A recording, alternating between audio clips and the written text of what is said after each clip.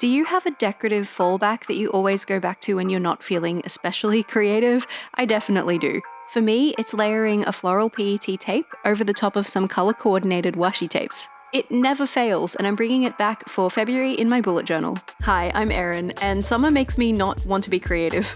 We'll be setting up today in this journal. This is the Song Brocade Dot Grid A5 journal from Tiefossi, makers of lovely journals and the very kind sponsors of this video. This journal absolutely stole my heart when I saw its cover, but if florals aren't your thing, first of all, sorry, they're going to feature quite heavily in this video, but secondly, Tiefossi have released so many new beautiful journal styles and colorways recently, they most likely have something you would love. I just got my hands on the Gold Vintage Dot Grid journal in blue and it's stunning. Look at those beautiful cover details. The Gold Vintage range is a new shinier take on their existing vintage range, which features the same cover design in a blind deboss, just in case you like your notebooks a little bit more subtle. Their Moon's Power range looks like a magical girl's dream, or they have a whole range of zodiac themed journals in case you like to personalize your notebook with your star sign. If you're a 160 GSM dot grid journal aficionado like me, but you find you run out of pages too fast in 160 page journals, you have to check out Tiefossi for your next notebook. Their A5 journals come standard with 192 pages, which I find gets me to the 6-month mark in my bullet journal with plenty of room left for memory keeping spreads, as well as my day-to-day planning pages. If 192 pages still isn't enough for you, a huge selection of Tiefosi's range is also available in a 256 page version. Depending on how you like to journal, that might even fit a whole year in a single notebook. Tiefossi Dot Grid notebooks have all the features I've come to expect of a great bullet journal, like an elastic closure, pen loop, dual ribbon bookmarks, white pages, and a back pocket, but they also feature page numbers, which I feel is something a lot of journal brands overlook and something I know a lot of us like to have. Has one of these journals caught your eye? If so, it might be yours sooner than you think. Tiefossi and I are giving 2 lucky winners their choice of Tiefossi journal. To enter this giveaway, you'll need to subscribe to both my channel and Tiefossi here on YouTube, and be following both my account and Tiefossi on Instagram. Then leave a comment down below to tell us which Tiefossi notebook you like best. There are links to all the accounts you need to follow or subscribe to in the description box down below, and this giveaway is open worldwide. I'll be drawing the giveaway in 1 week and announcing the winners on my YouTube posts tab, as well as by responding to the winners' comments, so make sure you check back on February 1st to find out if you've won. Thank you so much to Tiefossi for sponsoring this video and hosting this giveaway. Now let's set up February. I mentioned earlier I wasn't feeling super creative going into setting up February. I also left it quite a bit later in the month than I typically like to, so I thought I'd take a whole lot of pressure off myself by printing all of my headings for the entire setup. I typed them all out in Canva using this font called Burgess script, saved them as image files to my phone, and then I was planning to print them all at once with my little PHOMEMO MO2 mini printer, but it ran out of battery after I did the first couple, so at least I got the cover page ready to go and I can print the rest of them later after it's charged up a little bit. I'm using the clear printer paper for this one so that I can position these over the top of some other elements and you'll be able to see whatever was layered behind them showing through. And I've based my colors for this theme around this PET tape from the Washi tape shop. This one's the Spring Bloom tape. I went through all of my solid washi tapes so I could match the colors up, and I've grabbed out kind of like 6 in different widths, and I'm going to vary which ones I use throughout the setup, but the colors are pretty much the same across the board, and I've picked those colors because they tie in really well with the colors in the PET tape. We've got a peachy kind of soft orange, we've got some pale green, and we've got some pink. And this is where the magic of the lazy girl fail-safe layering trick that I always use comes in. You just pop down some little pieces of your washi tape, layer them slightly over each other, make them all different lengths so they're a little bit irregular, and then you take a chunk of your PET tape, you trim it around the edges, and you whack it down right on top of the washi tape, and it looks great every single time. I usually do this with just 2 washi tapes. I thought I'd try 3 this time, but adding the skinny one kind of doesn't add extra visual weight too much, so it still works. I was really making this one up as I went. I didn't have a really clear idea in my head of what I wanted this to look like. So once I had those first 2 patches of the PET down on the page, I thought it would be cool to kind of join up those 2 blocks of washi tape with the flowers through the middle, almost like I'm making a garland that goes all the way across the page, like it's been draped there. I'm still having a little bit of trouble with my camera, so I'm sorry I've missed a little bit here for you. I added a quote to the cover page, and I also set up my calendar as well.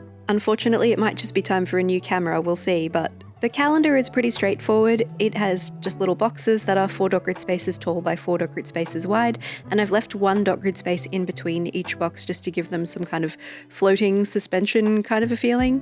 And I'm doing the exact same thing with the washi tape and the PET around the outside, so just kind of hugging the edges of the calendar, and I'm trying not to go too hard on adding the florals. I'm trying to just add a little pop here and there. My little mini printer is all charged up again now, and I'm actually just going to switch this for the solid white paper for a little bit because I'm going to use this to print my habit tracker boxes and make my life really easy once again. I made this blank habit tracker grid so long ago, like maybe 2 years ago, and I haven't used it in ages and I sort of forgot about it, but somebody asked for it recently and I was like, oh, what a great little time saver. I should bring that back. So I'm including it, and I have also linked it in the description down below. So if you also have a little thermal printer guy, then you can add this to your journal too. Or you could just print it with a home printer as well, if you prefer that, on some sticker paper. It's blank, so it'll work in any month. And I've just printed 6 copies of it so that I could have 6 habit trackers on my page. I actually printed 8, but the first 2 were a little bit wonky. So I printed 6 once I got it lined up the way I liked.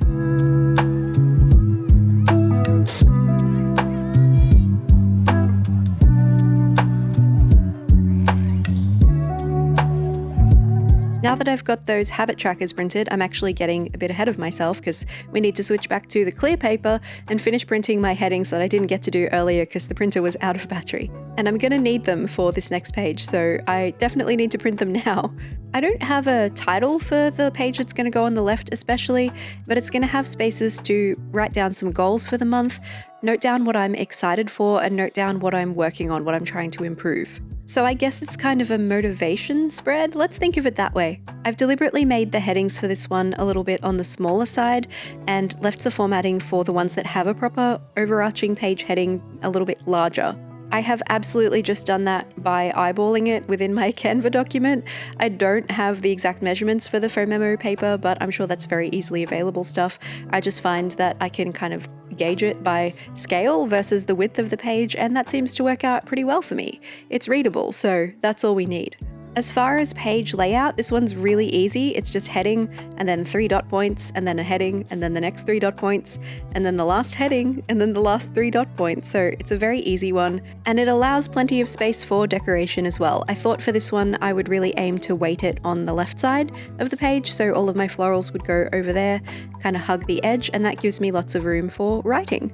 I'm going to go ahead and get all of the pastel washi tape down here, but then we're going to flip to the next page and come back and add the flowers a little bit later on. This is the habit tracker page that we printed those little habit tracking grids for earlier, and I wanted to make sure that all my decoration was down somewhat first this time because naturally with the habit trackers being stickers, I want them to go on after the decoration so that they aren't covered by anything, so that I can keep them really functional. I've added the washi tape at the top and bottom of the habit page instead of along the side.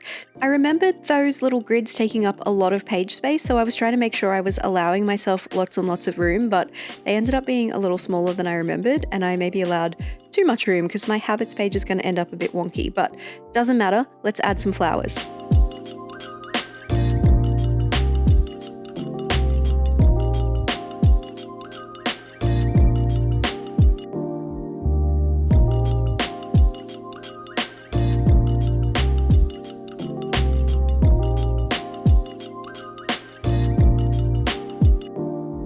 When you just whack them down loose like that, it really does look like they're going to take up the whole page, but I could have positioned them a little higher than where I'm starting them. They're covering quite a bit of my decoration at the bottom. I didn't want to peel these back up. I felt like it was going to rip the page, so I'm going to just live with it the way that it ends up, but I was trying to make sure I was allowing space for all of the stickers and then a little colourful line above each grid so I can write what the habit is in that space. And it's just going to end up way too bottom heavy, unfortunately, and that's okay because it'll still work, but it isn't my favorite page that I've ever set up. I don't think it's terrible either. It'll still work, so it's fine, but it doesn't look balanced with the one opposite, and that's okay. I did also meticulously swatch a whole bunch of my pens before I started this to make sure I was using markers that were the closest colour match to the ones in my PET tape as well, and I'm happy with the ones I ended up with here. The green is the Tombow 192, the pink is the Tombow 761, and the peachy colour is the Tombow 020. Not me trying to balance out my too much space at the top by moving my habits heading down. And it kind of worked, like it did a little, but it'll do. It's fine.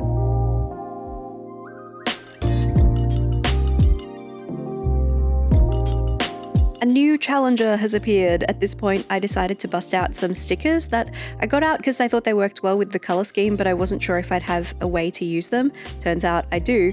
I wanted to add just a little bit of something extra onto that motivational page on the left, so I've chopped my vine sticker here in half, and I'm just adding it at the very top and bottom of the page so that they make a little border effect.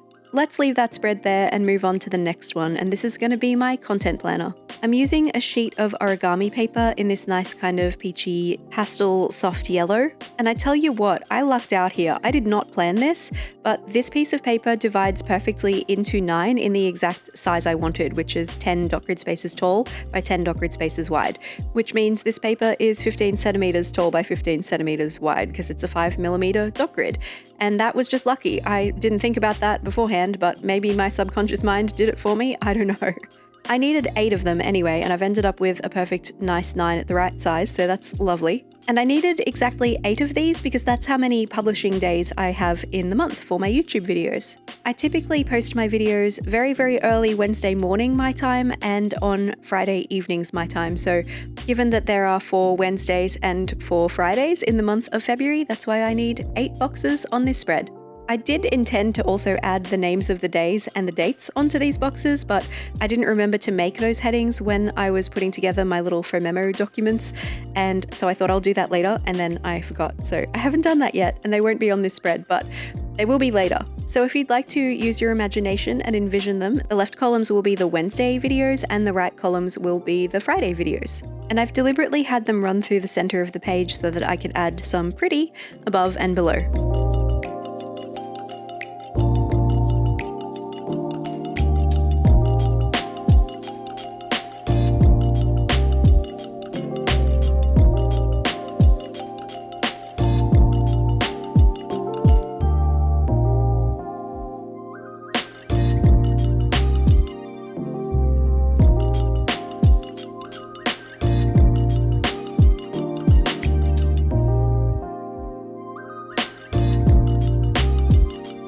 We're going to turn the page now and move on to the next spread, which is going to be our last functional spread before the weeklies start. This spread is all about routines, which are something I'm attempting to implement for myself in 2025, and it's not something I've done a lot of over the past 12 years working for myself, so it's a process. And while ever I'm getting these routines worked out, I figure it helps to have a page to make some notes about them.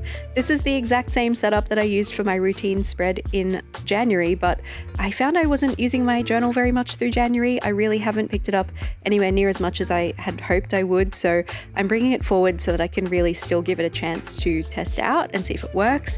Much like the routine creation itself, it's something that is a process and requires some refinement over time. But honestly, that ability to change and pivot is really what attracted me to bullet journaling in the first place, and is really what keeps me continuing to use it. I know moving to the Hobonichi planners has been a really popular thing for 2025, and I am just not ready to move away from bullet journaling yet. I am staying with my flexibility for as long as it's serving me, at least.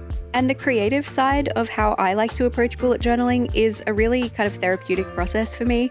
It is essentially my creative art practice, so I'm not about to abandon that anytime soon either, because I love it. Also, introducing the Peaches loading screen. This is the first time my sweet little kitty Peaches has been interested in getting on the desk while I've been filming. She joined our family back in November, and it just hasn't been something she's been keen on. And I know a lot of people have been curious about the Peaches loading bar, but I haven't had a need for it until now.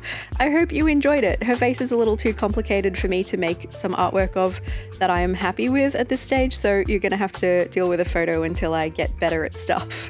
Mitsu's just black and white and some green eyes, so he's a little bit easier than her complicated tabby tortoise shell, but we'll see how we go. Anyway, the routine spread. The left page has space for a morning routine and kind of a weekly routine, so I can assign myself tasks that are recurring through the weekly one and the everyday stuff that I want to do every morning. And the right page is where that refinement happens, so this is a space to reflect on what's working and what's not working as far as my routines. It's pretty similar to the motivation page we talked about earlier, so it's just a heading and some dot points, and that means I need lots of space to potentially write out some thoughts, and that means keeping the decoration kind of weighted on the lower part of the page this time. We'll add a little bit at the top, but I don't want to take away from my writing and reflecting space.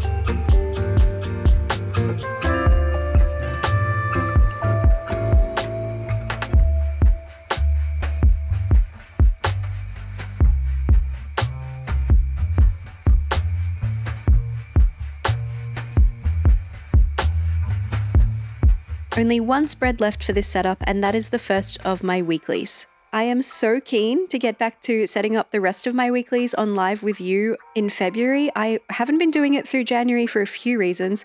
One of them being that I haven't really picked up my journal much at all this month, but the other one being that it's really hot in my city right now. We've had a couple of heatwave warnings throughout January, and my office is just not a fun room to be in. It's the hottest room in my house, so I just can't really be in there, and that's really the only space I have for streaming, so it just couldn't work out this month, unfortunately. Welcome back, Peaches. She got on the desk once, and now she's got a taste for it, and I really do mean a taste, because she climbed up on the desk and immediately started eating all of my weekly heading bits of paper. She likes to chew on stuff, this cat. I don't know. I had to rescue them from her. Like, look at her just chomping away on the end of my little spatula thing. Much like the routine reflection page that we did just before this, I'm weighting all of my decoration to the bottom of the spread again this time, and leaving lots and lots of room for planning at the top. When I actually use my weeklies, I use them quite heavily. They're the pages that I just keep open on my desk all the time. So I like to have a lot of room to plan stuff, especially when I'm feeling motivated, which in this moment right now I am. Whether or not that changes tomorrow, we will have to see. I've just divided the space above the flowers into 8 kind of boxes, and I'm adding my headings in there. And apparently I was feeling really non-linear about the way I wanted to stick these down. It was also at this point I realized I hadn't made any notes headings, so I quickly jumped back into Canva, put those together and printed them out, so I've got enough for the rest of the weeklies, because I've also printed the titles for the rest of the weeklies as well. And now we have all of the functional elements that we need on the page. And I liked it how it was, but I thought we could do more here. So I'm going to jump back in with those same markers from earlier and add a second line highlight on alternating boxes, so the colors will all be different and kind of spaced out next to each other. It's a lot more going on the spread than it has been for really any of the others in this setup, but that's okay. I don't mind just throwing caution to the wind with my weeklies and doing stuff quite differently. That's fine.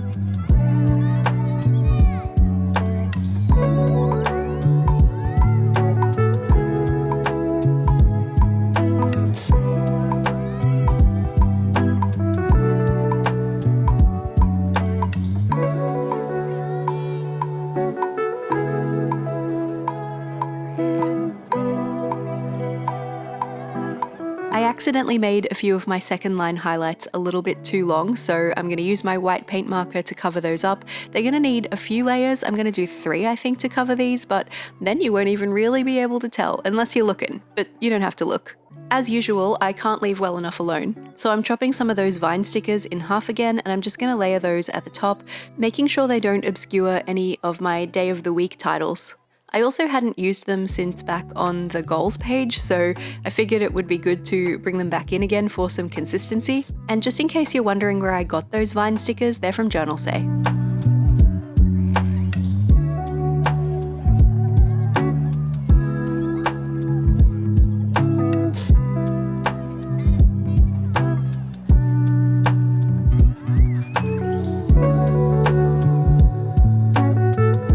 Find another piece of the vine stickers that I thought would work well in this spot because it was so small, so I've ended up using another little cut of my PET tape, and because I'm only using half of it, I'm going to stick the rest in my handy dandy reusable sticker book. If you don't have one of these in your life, I could not recommend it enough. And with that, I am finally all set up for February 2025. Thank you so much for planning with me. I hope you got something out of my little lazy girl washi tape and floral PET hack. And it doesn't have to be floral. You could substitute that with whatever you like. If you're also someone who does monthly bullet journal themes like this, I'd really love to know what the most important spread in your monthly setup is for you. This first chunk of 2025 feels like it's already flown by so quickly. So much has happened in the world.